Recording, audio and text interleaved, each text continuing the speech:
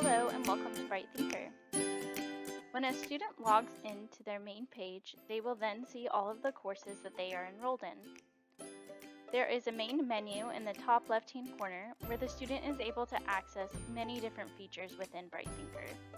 We have the Grades tab, Notes, Communication, Calendar, and Student Resources. The Grades tab will give the student an overall view of all of their scores in each of their courses, as well as the teacher enrolled and their progress. The Notes tab is going to hold any permanent notes the student has taken while working in any of their lessons. The Communication tab will be held for all of the announcements made by their teachers. The Calendar is going to be where the student is able to see everything due on any given day. Mine is set for a week, but the student can differentiate between day, week, or month. And these are also all going to be quick links to those lessons. So a student is able to utilize their calendar, click on the day that they would like to begin working, and right from here they can click into their lessons. That is just one of the many ways that a student can work in the platform. We're going to use that main menu and finally go to the Student Resources. This is where a student can access most of the frequently asked questions when working in BrightThinker, especially for the first time. There's a PDF at the very bottom where they are able to view any and all questions that are exactly the same as the videos provide, should they like to read instead of watch a video. Going back to the home icon where we first logged in at the beginning, we can then see a to-do list at the top. This is going to hold everything due for the student in the next 7 calendar days. These are also quick links for the student. If I were to click here, it will bring me right into my lesson 2 to begin working. It will show the student exactly what is due on which day at the very bottom of each section. Then the student has an activity stream. This is where they are able to see any notifications they should need to know. For example, they are able to view feedback right from here of what their teacher has left for them.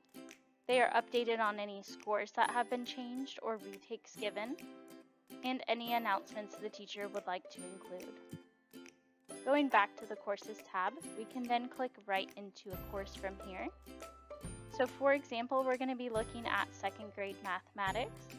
There are date ranges right beneath each course title. This is going to tell you how long you have to work in this course. So as a student, the last day that I can submit work is January 11th. It'll also give me my current score and progress for each course as a quick snapshot. From here, I can click on the play button to access the full activities of this course, or the grades icon, which will give me a more in detailed depth look at my grades for this course. We'll click that activities button and that will bring us to our course page. We can see we have a quick link to continue working if we've already begun working on a lesson or what is up to come next. We also then have a specified to-do list for this course, and again these are quick links for the student to begin working here. Within each unit, there is an expansion arrow to the left that the student can click open and begin working from here. This will lay out the entire course so the student is able to see what is up to come. In the top right-hand corner, the student has their current score, another quick link to those grades, an eyeball icon allowing them to hide the grade from themselves, as well as a progress bar with more specific details. I'm going to click into this unit in a specific lesson so we can see what it looks like from a student's perspective.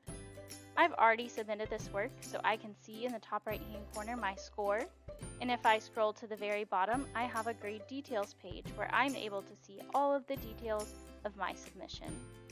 Then we're going to use these arrows to toggle to the next lesson. I've completed a couple activities, so I'm going to move on to a lesson I have yet to begin. This is a 2nd grade course, so it's going to look a little different from our older grade levels.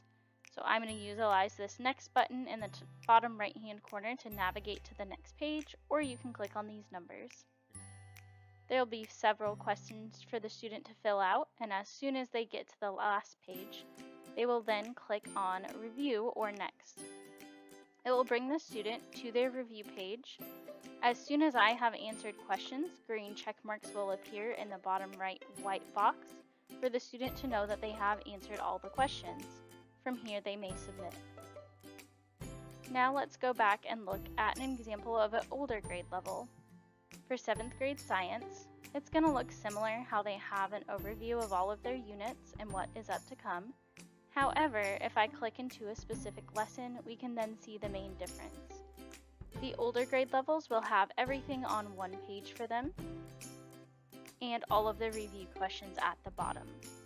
After I have answered these questions, I then again will have that next to review button option, and on this page will be the same as well. You can notice the student has many different tools at the top that they are able to use as they are working throughout the lesson. I'm going to go back just so we can see those different tools. They may utilize this highlighter feature either within the context itself or within the review section. They also have an answer eliminator. This is given to show a visual process of elimination on any multiple choice question. Should it be turned on by your administrator, the student will then also have the ability to print. This is prior to submission. The student may print out this worksheet should they want to work on paper instead of online. We then also have a text-to-speech feature. This allows the platform to read the text to the student, either beginning at the top of the page or a specified section. This also allows for translation, a dictionary definition, and a picture icon to correlate with each word. Give a quick example of that with a picture. And then we also have a screen mask. This will allow the student to focus on a section as they are reading through paragraphs. The magnifying feature allows the student to be able to read and see a bigger image of the text at the top of the screen. Lastly, there is an additional highlighter should the student want to utilize different colors outside of the one yellow color we offer in our student tools at the top. The last feature I'd like to show you is then the permanent notes where we saw earlier. If I were to take a note here in this lesson, this will automatically save to my notes tab we saw earlier in the main menu. We're going to click the back arrow out of here so we can see some other features BrightThinker offers. I'm going to utilize this quick link right to my grades. This will bring me to an in-depth detail. This is going to show the actual score the student has earned in each lesson.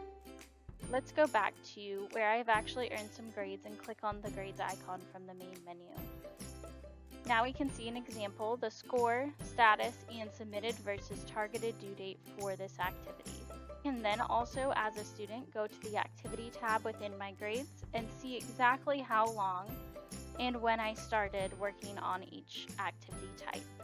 We also have a heart icon, which is our self-assessment. This is where I can give my teacher an understanding and interest as well as an effort level on how I'm feeling in this course. We're going to go back to the main menu. These are all going to be the best features walking through BrightThinker.